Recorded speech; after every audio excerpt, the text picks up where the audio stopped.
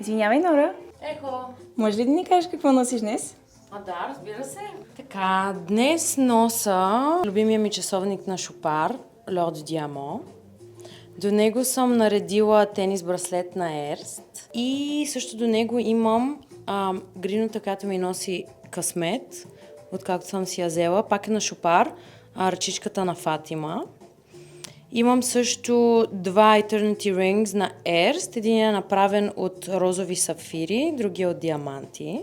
Обиците ми са на Ерст. 2 карата на всяко ухо, класически round cut. Колието ми е на новата колекция на Паскуале Бруни, Lotus, която между другото много ми харесва.